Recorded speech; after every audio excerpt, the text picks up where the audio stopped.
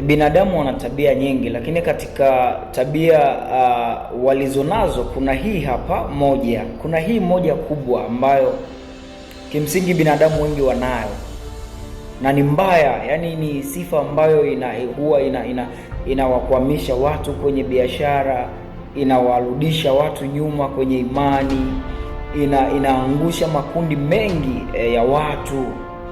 Ni tabia hii moja ambayo ninaenda kukuambia.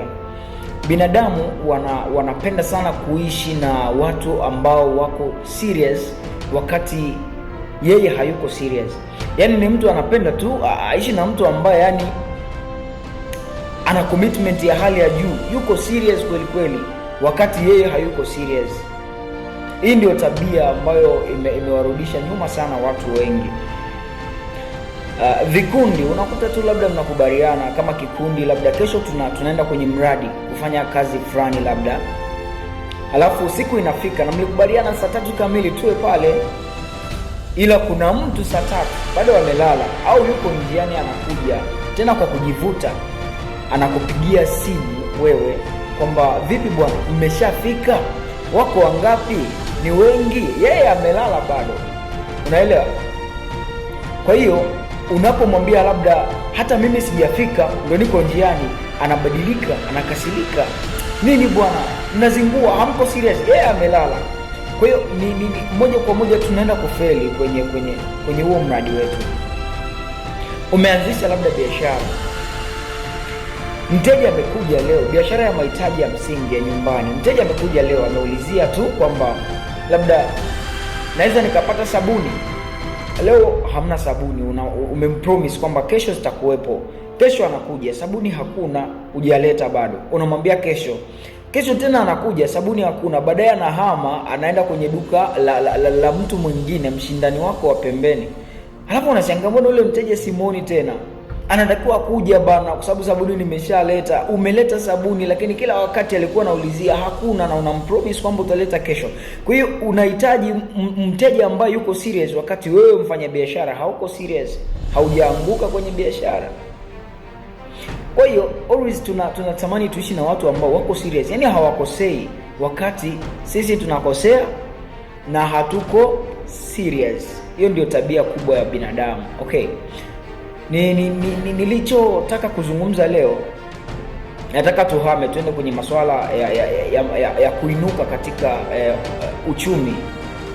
Unajua guys, kuna watu ambao huwa wanakuja kwetu sisi ambao ni wanyonge. Yaani kuna watu ambao wako juu huwa wanakuja kutafuta nguvu ya kupambana au faraja ili wakapambane. Ile faraja wanakuja kuitafuta kwetu sisi ambao tuko chini. Kuna hawa watu ambao wanapenda sana unyonge. Yaani wewe ukiongea naye vipi mambo, anasemaje? Bana mambo hayaendi. Ukiongea naye vipi mambo yakoje? Mwanangu yani choka mbaya.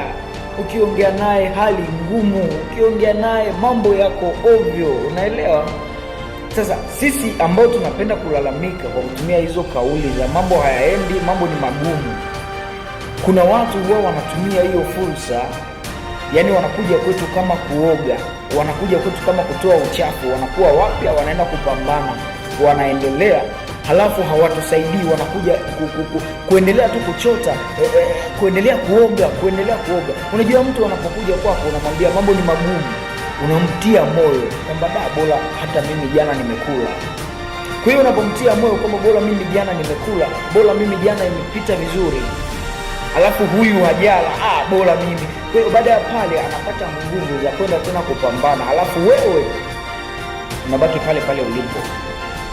Yaani utrust unabaki pale pale ulipo. Biblia inasema kwamba maneno yanaumba, unaelewa? Usijinenee mabaya. Kwa hiyo unaposema hali ni ngumu, mimi sijui nitapata lini, mwenzako ndo anafurahi.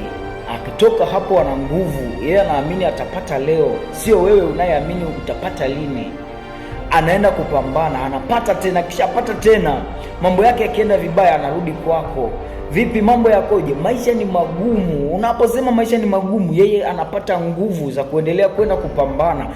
Furaha yako ni kukuona wewe ukilalamika ili yeye apate nguvu za kuendelea kuinuka.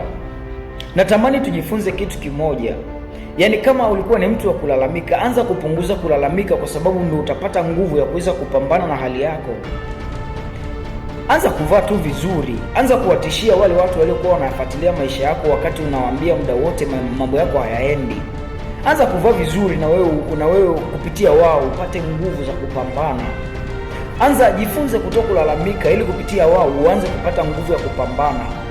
Ni bora ukae kimya, yaani ni bora unyamanze kuliko ukamwambie mtu wako wa karibu kwamba mimi ni choka mbaya, mimi ni hovyo, na wakati unajua haizi akakusaidia chochote, kwa sababu unaenda kufanya transformation, unaenda kumwogesha yeye atoke akiwa mpya akapambane. Lakini wewe, trust me, kwa sababu umeamini katika unyonge, utabaki pale pale. Kwa hiyo jamani, kuna kauli tunatakiwa tuachane nazo. Sina hela, mambo hayaendi, hali ni ngumu, choka mbaya, mimi ni fukara, kapuku. No, hizi kauli ndizo zinawafanya watu majirani wanakuwa mabilionea, zinawafanya watu wanafanya vitu vikubwa mpaka tunaamini katika uchawi, tunaamini katika Freemason, lakini kumbe kauli zetu ndio zinawapaga nguvu za kupambana. Kwa hiyo tukikaa kimya, tukaachana na hizo kauli, inawezekana badala ya wao tukawa sisi. Inawezekana kumbe badala yeye kuinuka kupitia mimi ndo nikainuka kupitia yeye, mimi ndo nikapata nguvu. Thank you.